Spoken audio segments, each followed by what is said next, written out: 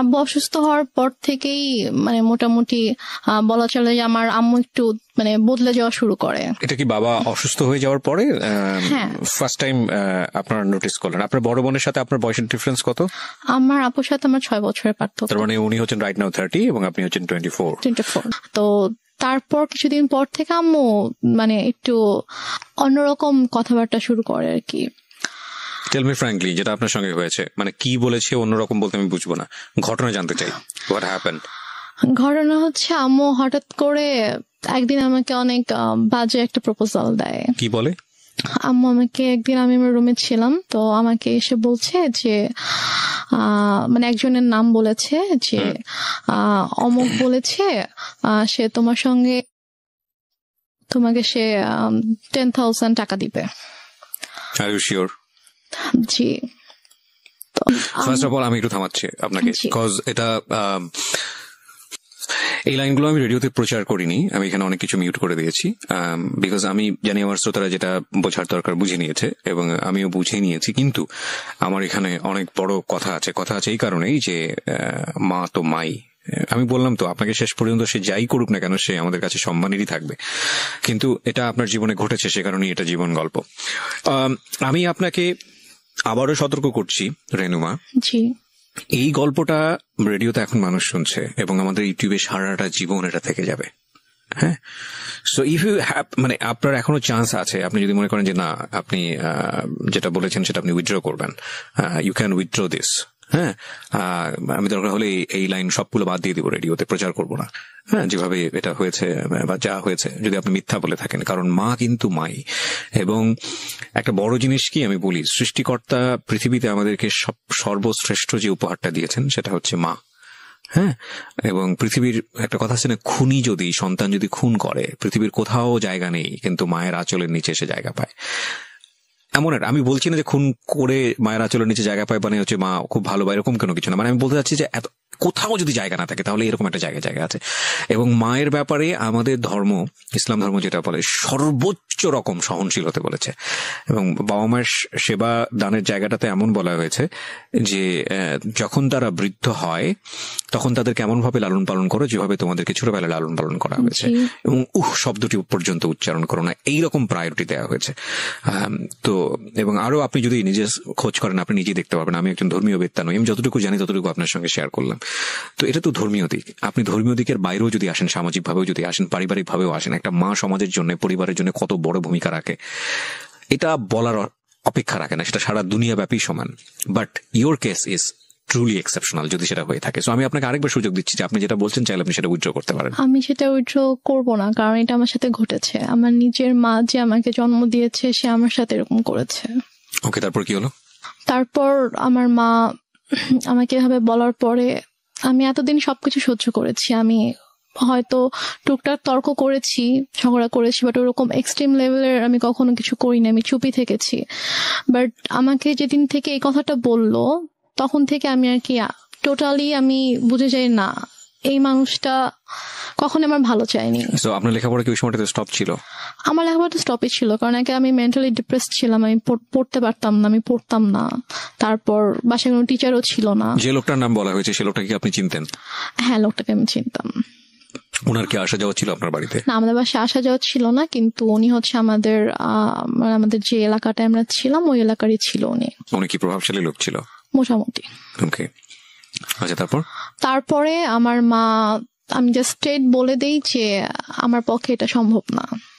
তখন আমাকে বলে যে তোমার কি আরো বেশি টাকা লাগবে? তা আমি বলি যে না, আমার টাকা লাগবে না, বাট আমি এই ধরনের কোনো কিছু করবো না। সো প্লিজ তুমি কখনো এই ধরনের কথা আমাকে বলবে না। অভাব তো ছিল না আপনাদের ফ্যামিলিতে? না, আমার ফ্যামিলিতে কখনো মানে আর্নিং সোর্সের দিক থেকেও তো কোনো সমস্যা ছিল না? আর্নিং সোর্সে কোনো প্রবলেম ছিল না, আমাদের যে টাকা পয়সার কোনো সমস্যা থাকা সেটাও ছিল না। আর আমার টোটাল খরচটা আপু বেয়ার করতো, আম্মুর জন্য একটা বড় একটা অ্যামাউন্ট পাঠাতো। মানে তখনও কি আপনি আপনার ফ্যামিলিতে অভিভাবক বলতে আপনার মার পরে তো আপনার আপু ছিলই, তো তখনও বিষয়গুলো আপনি কেন আপুকে জানাচ্ছিলেন না? আপুর সাথে আমার কমিউনিকেট করার কোনো ওয়ে রাস্তাটাই ছিল না, মানে একদম গৃহবন্দী থাকতেন টোটালি। ইভেন কি মানে আমি হচ্ছে ঢাকা থেকে সেরকম যখন চলে আসলাম একেবারে, তার কয়েক মাস পরে আমাদের বাসায় টিনটা লাইনটা ক্লোজ করে দেওয়া হয়, ওকে লাইনটা অফ করে দেওয়া হয়। আর আম্মুর ফোনটা সব আম্মুর কাছে থাকতো, আর আমার তো ফোন ছিল না। আর আমাকে তো বাসা থেকে বেরোতে দিত না, কোথাও যেতে দিত না। কোথাও গেলে সেটা আম্মুর সাথেই। বাসায় কেউ আসলে মানে কোনো গেস্ট যদি আসতো বাসায়, তো তার সামনে সবসময় আম্মুই আছে। আচ্ছা ঠিক আছে, তারপরে কি হয়? তো তারপরে আম্মু আমাকে কয়েকবার এই ব্যাপারটা নিয়ে বলে, ইভেন আমাকে এভাবে বলে যে তোমার কি আরো বেশি টাকা লাগবে, লাগলে বলো, কোনো সমস্যা নেই। আমি ওনাকে বলছি, আমি বলি যে আম্মু প্লিজ, আমি তোমার অনেক কিছু সহ্য করেছি, তুমি যখন যেটা বলেছো আমি তোমাকে দিয়ে দিয়েছি।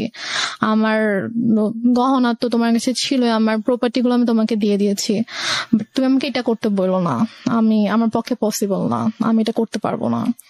তখন থেকে আমার প্রতি প্রচন্ড খারাপ ভাবে মানসিক আর শারীরিক নির্যাতন শুরু হয়। কথায় কথায় আম্মু আমাকে মারতো, মানে তার কথায় একটা ছিল যে তোমাকে এটা করতে হবে, তুমি এটা করো।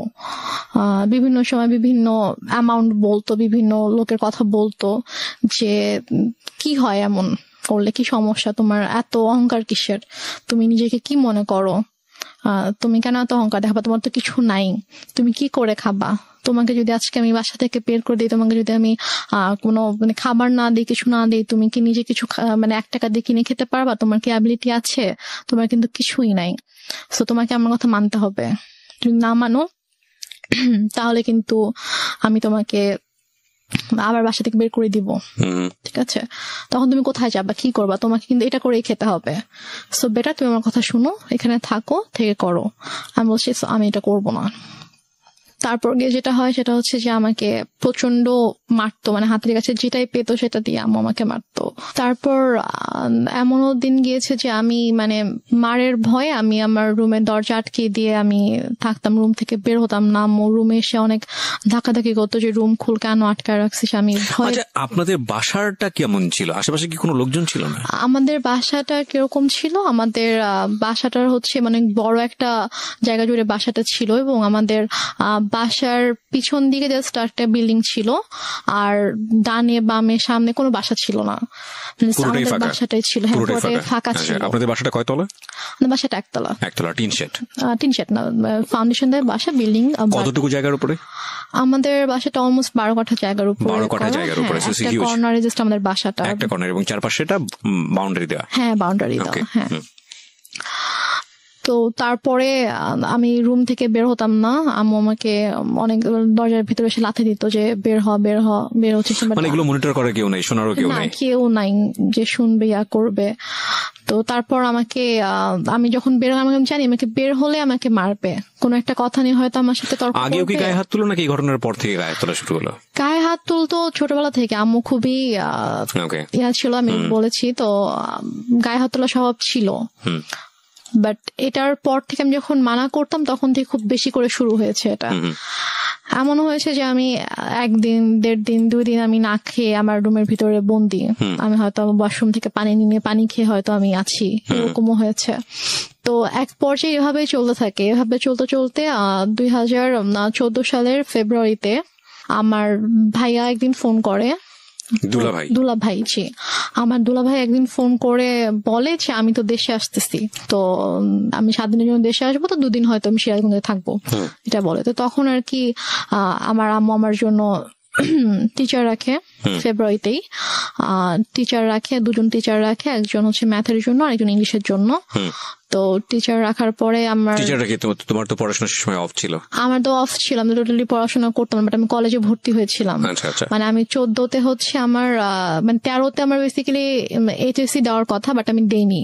তো ওইটা আবার 14তে রেজিস্ট্রেশন করানো হয় যে 14তে দিব, বাট তারপর আমার পড়াশোনা টোটালি স্টপ ছিল।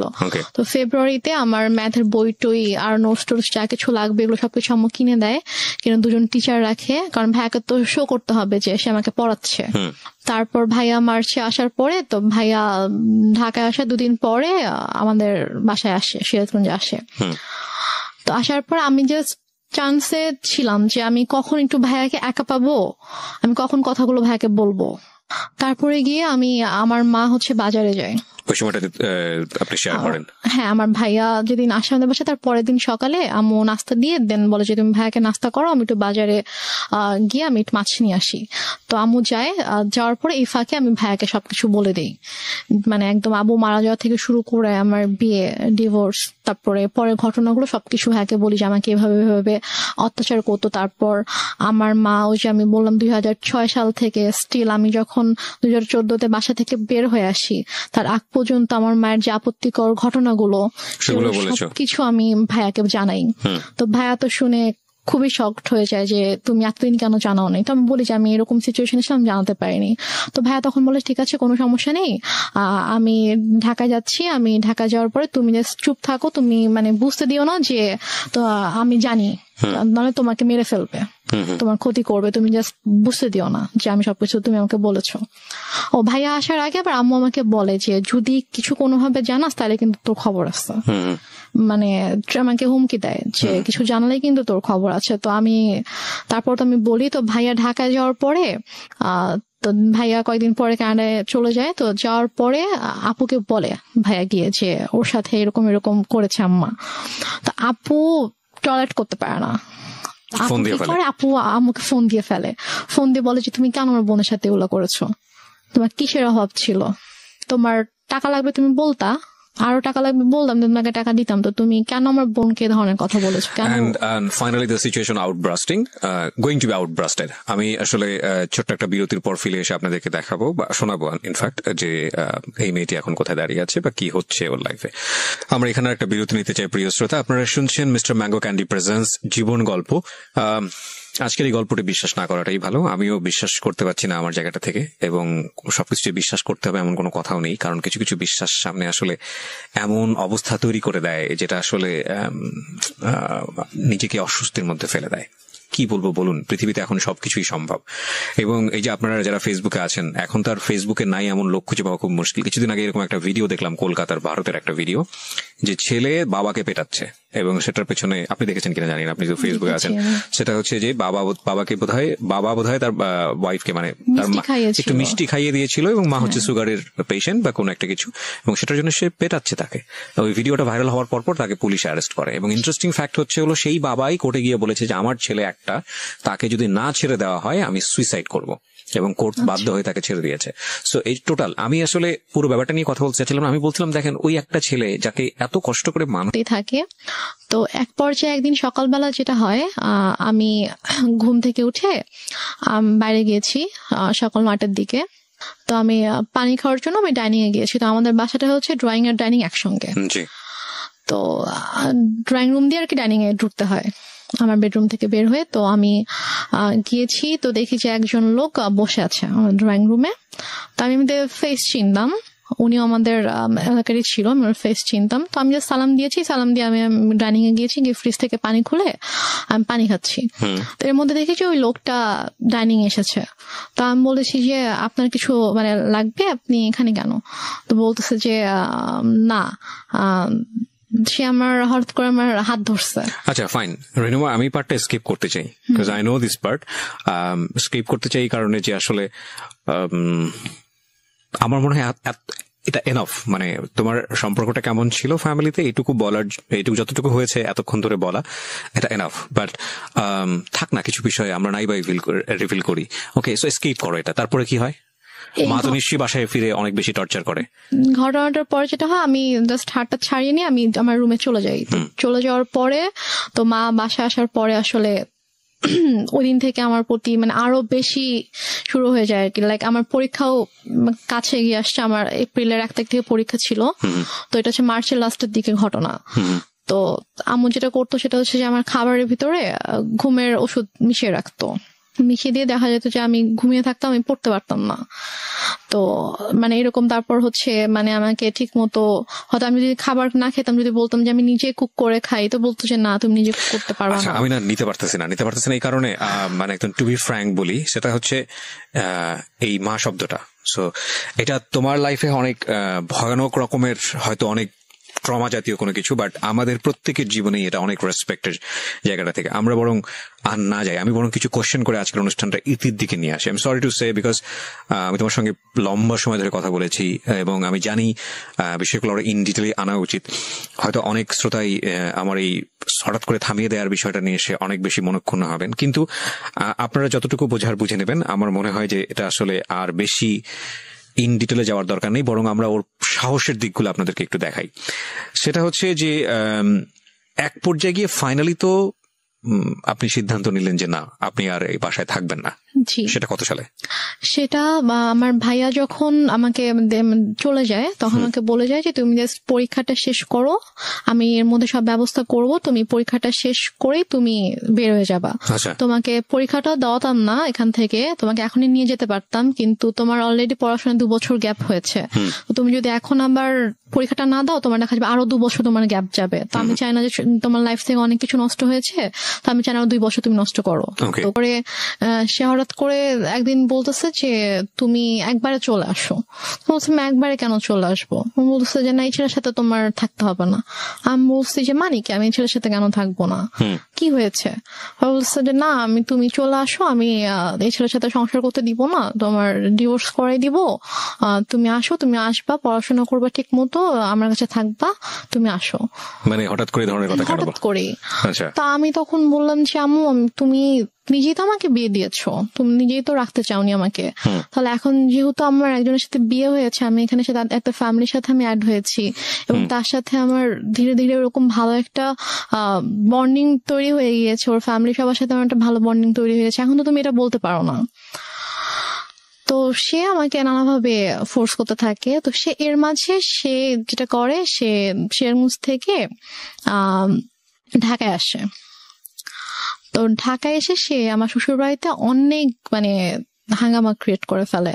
লাইক সে এসে চিল্লি করতেছে যে আমার মেয়েকে আমি নিয়ে যাব, তোমরা কেন আটকায় রাখছো, তোমরা আমার মেয়ের ব্রেন ওয়াশ করছো, আমার মেয়েকে নিয়ে যেতে দাও, আমার ছোট মেয়ে, বাচ্চা মেয়ে, আমি ওকে তোমাদের কাছে রাখবো না, এগুলো বলতে থাকে। আমি তো যাব না, আমাকে অনেক ফোর্স করতে থাকে, তুই চল, আমার হাত ধরে টেনে বাসা থেকেও বের করে নিয়ে যায়, দরজা খুলে আমাকে বাইরেও বের করে নিয়ে যায় যে তুই চল, তোকে আমি এখানে থাকতে দিব না। তারপর গিয়ে আমার শাশুড়ি, তারপর আমার যা, ওরা গিয়ে আর কি আমাকে নিয়ে আসে যে আন্টি এরকম করেন না, বসেন শান্তভাবে আমরা কথা বলি। তো সে কোনোভাবে শান্ত হয় না, সে জাস্ট একটাই কথা, আমার মেয়েকে আমি রাখবো না। তারপর সে বলে যে না, আমরা তো ওকে যেতে দিব না। তো সে অনেক তর্কাতর্কির পরে সে রাগ করে বাসা থেকে বের হয়ে যায়। বেরোর সময় বলে যায় যে এনি হাও আমি আমার মেয়েকে নিয়ে যাব। দেখো, একটা কথা বলি রেহনুমা, আমি তুমি করে বলে ফেললাম কারণ তুমি আমার বয়সে অনেক জুনিয়র হবা। একটা যেটা হচ্ছে যে গল্প না বিশ্বাস করার জন্য একটা মজবুত ভিত্তির প্রয়োজন হয়। একটা হচ্ছে যে তোমার মা নিজেই ইন্সপায়ার হয়ে বিয়ে দিচ্ছে। বিয়ের কয় মাসের পরের এই ঘটনা? বিয়ের হচ্ছে 3 মাস পর। বিয়ের 3 মাসের মধ্যে এমন কি ঘটলো যে সেখান থেকে আবার তোমাকে নিয়ে আসতে চাচ্ছে? আমি গল্পটা তো বিশ্বাস করতে হবে সামহাও।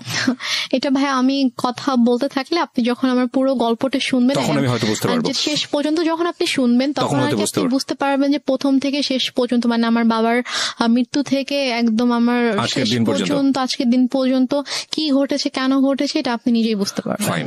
সো প্রিয় শ্রোতা, আমার মনে হয় একটু ধৈর্য ধরে আপনারা শুনুন। ওকে, বল। তো তারপরে আম্মু ওখানে এসে সিনকেট করার পর আমরা সবাই আর কি মানসিক ভাবে একটু আপসেট হয়ে পড়ি। তো তারপর আর কি আমার শাশুড়ি বলে যে চলো আমরা কিছুদিন ঢাকার বাইরে থেকে ঘুরে আসি। তো আমার শ্বশুর বাড়ি ছিল ফেনীতে। তো তারপর আমরা ফেনীতে যাই, আমি কখনো যাইনি বিয়ের পরে ওদের গ্রামের বাড়িতে। তো তারপর আমাকে ফেনীতে নিয়ে যায়, আমি আমার হাজব্যান্ড, শ্বশুর শাশুড়ি, আমরা সবাই যাই। তো যাওয়ার পর ওখানে মোটামুটি ছোটখাটো একটা অনুষ্ঠানের মতো করে আর কি, বউ দেখানোর জন্য। তো তারপর ওখানে আমি আমার শ্বশুর শাশুড়ির সাথে 15 দিনের মতো ছিলাম। তো এর মাঝে যেটা হয়, আম্মু ওদের সব রিলেটিভস লাইক ওর চাচা, চাচি, মামা, খালা, ফুপু, যত রিলেটিভ আছে সবার নাম্বার কিভাবে কালেক্ট করে ফেলে। কালেক্ট করে সবাইকে ফোন দিয়ে সে বলে যে শাহেদ ভালো না, ওর আমার মেয়ে, ছোট একটা বাচ্চা মেয়েকে ও বিয়ে করছে, বিয়ে করে এখন ওকে টর্চার করতেছে, ওকে মারতেছে। তারপর আমার হচ্ছে চাচা শ্বশুরের ছেলেকে ফোন দিয়ে বলে যে উনি হচ্ছে পুলিশের ডিআইজি। তো ওনাকে ফোন দিয়ে কমপ্লেন করে যে আপনার ভাই আমার মেয়েকে টর্চার করে। আমি তো আপনাদের নামে মামলা করব। তো স্বাভাবিকভাবে সে যেহেতু মানে আইনের একজন তো সে বলে যে আমি যতটুকু জানি আমার ভাই এরকম কিছু করার কথা না, ঠিক আছে আপনি যেহেতু আমার কাছে কমপ্লেন করেছেন আমি ব্যাপারটা দেখবো। তো উনি তারপর আমার হাজবেন্ডকে আমার শ্বশুর শাশুড়িকে মানে কথা বলে, ওনাদের সাথে কথা বলে বলে যে কি হয়েছে। তখন বলতেছে যে তুমি তো আমাদের কথা বিশ্বাস করবো না, তুমি বৌমার থেকে শুনো যে মানে আমাদের কোনো দোষ নেই অথবা আমরা কিছু করি নাই, ওর মাই এরকম সিন ক্রিয়েট করতেছে, ওর মা একটু অন্যরকম, ওর মাই এরকম ঝামেলা করতেছে, আমাদের ওর থেকে শুনো। তো ভাই আমার সাথে কথা বলে, বলার পর ভাইয়াকে বলি যে ভাইয়া এরকম কোনো সমস্যা নেই, শাহেদ আমার সাথে কোনো খারাপ ব্যবহার করেনি, আমাকে কখনো মারেনি, আর ওর সাথে আমার অনেক ভালো সম্পর্ক, কিন্তু আম্মু চাচ্ছে না যে আমি ওর সঙ্গে থাকি, এই জন্য আম্মু এরকম সিনক্রিট গুলো করছে, আপনি কিছু মনে করেন না, আমি খুবই সরি আমার মার পক্ষ থেকে। এবং ওদের ফ্যামিলি সবার কাছে আমি খুব মানে সরি বলি যে আমার জন্য আপনাদেরকে এত কিছু সহ্য করতে হচ্ছে। মানে ওদের কাছে কন্টিনিউয়াসলি সবার থেকে ফোন আসতে থাকে, ওদের সব রিলেটিভসরা ওদেরকে ফোন দেয় যে কি তোমরা নাকি বউ আটকে রেখে বউকে পিটাচ্ছ। তো সে যেটা করে যে ওদের মানে বাসার যে থানা ছিল ওই থানায় ফোন করে, থানার ওসিকে ফোন করে, ফোন দিয়ে বলে যে অমুক মানে অ্যাড্রেস বলে যে অমুক বাসার মধ্যে আমার মেয়েকে আটকে রাখছে, আমার মেয়েকে আমার কাছে আসতে দিচ্ছে না, আমার মেয়ে অনেক কান্নাকাটি করতেছে আমাকে ফোন দিয়ে, আপনারা প্লিজ ওখানে যান, গিয়ে আমার মেয়েকে আমার কাছে পাঠায় দেন। তখন ওরা বলে যে এটা তো অমুক স্যারের বাড়ি, তো স্যারের ফ্যামিলিতে তো এরকম হওয়ার কথা না, আমি আপনার কথা বিশ্বাস করতে পারছি না, ঠিক আছে আমাকে এটা দেখতে হবে। তো উনি দেন আমার ওই যে ভাসুরকে ফোন করে, ডিআইজি যিনি ওনাকে ফোন করে বলে যে স্যার এরকম একজন ফোন দিয়েছিল, এখন আমি কি করব, আমি কি যাবো আপনাদের বাসায়? তখন বলে যে আমার বাসায় যাওয়ার কোনো দরকার নেই, উনি আমাকেও ফোন দিয়েছিল, আমি কথা বলেছি, এরকম কিছু নেই, তুমি চাইলে তুমি যেতে পারো, গিয়ে আমার ভাইয়ের বোর কাছ থেকে শুনে আসতে পারো যে এরকম কিছু হয়েছে কিনা। তো সে বলে না স্যার আমি এটা দরকার মনে করছি না, তো উনি আর আসে না। তো তারপর গিয়ে তো ওই ভাইয়া যখন জানায় আমার হাজবেন্ডকে, তখন ও বলে যে অনেক হয়েছে, মান সম্মান নষ্টের একটা লিমিট থাকে, ফ্যামিলি সবার সামনে তো করেছিল, এখন এখানেও করছে, তো তুমি একটা কাজ করো, যেহেতু মা যেহেতু এত করে চাচ্ছে তুমি ওনার কাছে গিয়ে থাকো, তুমি যাও, তুমি গিয়ে তার কাছে গিয়ে একটু বোঝা বলো যে এরকম কেন করতেছে, তুমি কিছুদিন তার কাছে থাকো, থাকলে হয়তো তার ভালো লাগবে। আচ্ছা, এটা বলে সে? হ্যাঁ এটা বলে। তো বলে সে, ও ঢাকায় ছিল, আমি ফেনীতে ছিলাম, তো ঢাকা থেকে ফেনীতে আসে, এসে আমাকে ঢাকায় নিয়ে দেন একদিন পরে আমাকে সিরাজগঞ্জে দিয়ে আসে আম্মুর কাছে। তো ওই যে আমি গেলাম, আমাকে আম্মু আর আসতে দেয় না, সে আমার হাজবেন্ডকে আসতে দেয় না, আমাকে বলে যে নিয়ে যাবো, 15-20 দিন ছিলাম, থাকার পর থেকে তো সবাই ফোন দিচ্ছে, শাশুড়ি ফোন দিচ্ছে, শ্বশুর ফোন দিচ্ছে যে ওকে পাঠান, ওকে নিয়ে আসুক। তো তারপর গিয়ে আমি আম্মুর কাছে থাকা শুরু করলাম। তারপর আমার হাজবেন্ডের সাথে অলমোস্ট মানে 3-4 মাসের মতো আমার দেখা হয়নি, কারণ আম্মু না আমাকে যেতে দিচ্ছিল ঢাকায়, না হচ্ছে ওকে আসতে দিচ্ছিল। ও আসতে চলে বলতেছিল যে আমার কিন্তু মানে ছোট মেয়ে, ওর কিন্তু 18 বছর হয়নি, নাবালক মেয়ে, আমি কিন্তু তোমার নামে মামলা করে দিব, এই ধরনের কথা বলেন। হ্যাঁ এই ধরনের। কিন্তু যখন আপনাকে বিয়ে দেওয়া হয়েছিল সেই সময়টাতে পেপারে কি মা সাইন করেনি? না, মা সাইন করেনি। বিয়েটা কিভাবে হয়েছিল? বিয়েটা হয়েছিল হচ্ছে বাসায় কাজী এসেছিল, তো কাজী বিয়ে পড়িয়েছিল, মানে সাইনও নিয়েছিল, কাবির নামে সাইনও নিয়েছিল, তারপর ওখানে 4 জন সাক্ষীও ছিল, কিন্তু মার সাইন ছিল কিনা অথবা করেছিল কিনা সেটা আমার ঠিক মনে নেই, তো মনে হয় না মা সাইন করেছিল। কারণ পরে যখন আমি যখন পেপার দেখেছিলাম তখন দেখেছি ওখানে যে সাক্ষীদের সাইন ছিল, আমার আর আমার হাজবেন্ডের সাইন ছিল। সাক্ষী ছিল হচ্ছে ওর 2 জন আঙ্কেল ছিল সাক্ষী, আর আমার পক্ষ থেকে আমার একটা মামা আর আমার একটা ভাইয়া ছিল। ফাইন, এখানে একটা বিষয় জড়িত আছে, ওর ফ্যামিলি থেকে কি লোকজন এখানে এসেছিল? হ্যাঁ। তোর ফ্যামিলির পক্ষ থেকে ওর বাবা মা কেউ সাইন করেনি পেপারে? না, ওর বাবা মা আসেনি বিয়েতে। কেন আসেনি? বাবা মা আসেনি, বাবা তখন অনেক অসুস্থ ছিল, আর ওর মা তো রাগ করেছিল জন্য ওর মা আসেনি। Renuma, this is totally unbelievable, cause অসুস্থ হলে তো বিয়েটা পিছিয়ে যাওয়ার কথা। বিয়েটা অসুস্থ ছিল বলতে উনি হচ্ছে প্যারালাইসিস ছিল, তো উনি তো চাইলেই উনি মুভ করতে পারতো না, বাট ওর মার আসার কথা, বাট ওর মাকে ওরা কোনোভাবেই কনভিন্স করতে পারেনি। তো ওর ভাই বোন, তারপর হচ্ছে ওর আঙ্কেল আন্টিরা সবাই এসেছিল। তো ওই ফার্স্ট রিলেটিভ যে হয় তারই তো সাইন করার কথা ডকুমেন্টসে। দেনমোহর কত ছিল? দেনমোহর আমার ঠিক মনে নাই, সম্ভবত 5 লাখ ছিল। আপনার ফার্স্ট বিয়ে অথচ আপনার দেনমোহরটা মনে নাই, এটা মানুষ কিন্তু সহজভাবে নিবে না, কারণ it's a very sensitive story, that's why I am asking.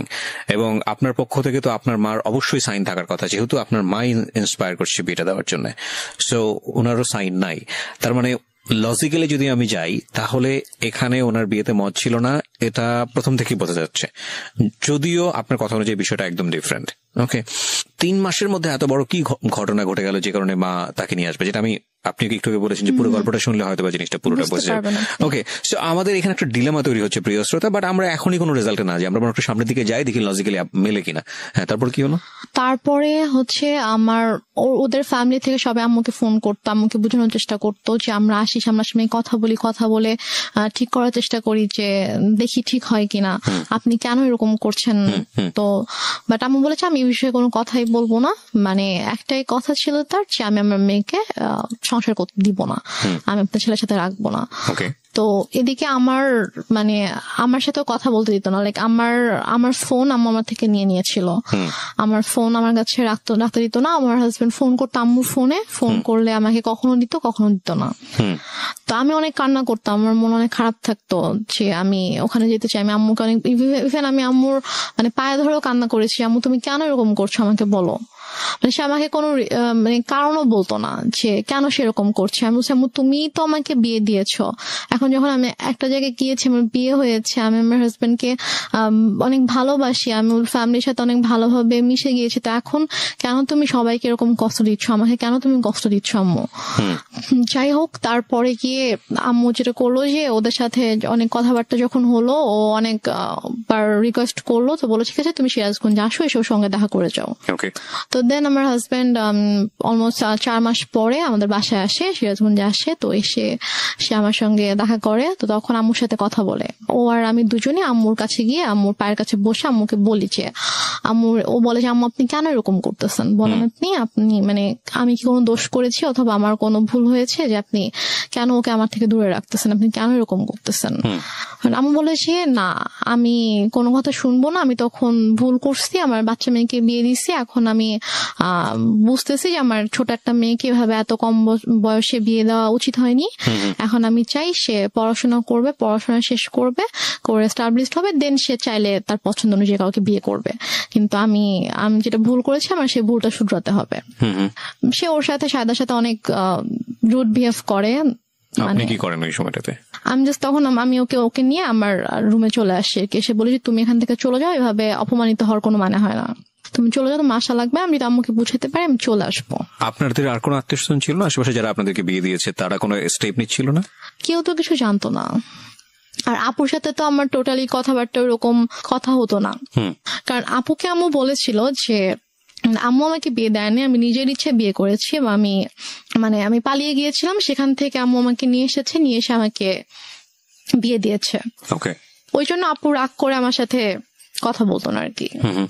আর আমি যে তারপরও যে আমি কারো কাছে হেল্প চাইবো অথবা ফোন করবো, ওয়েট আমার ছিল না। আমি যে কোথাও একা একা বাসা থেকে বের হয়ে আমি যে কারো কাছে একটা যাবো, গিয়ে যে আমি খুলে বলবো ঘটনা, অথবা আমি যে বাসা থেকে পালিয়ে চলে যাবো ঢাকায়, ওইরকম তখন হয়তো আমি অনেক ছোট ছিলাম, ওইরকম কোনো সাহস আমার ছিল না, অথবা আমি যে যাবো ওইরকম কোনো একটা সিচুয়েশন ছিল না। কারণ ফাইন, আমরা এই পার্টটাতে কিছু জিনিসের সমাধান পাচ্ছি না, cause it's one kind of mystery.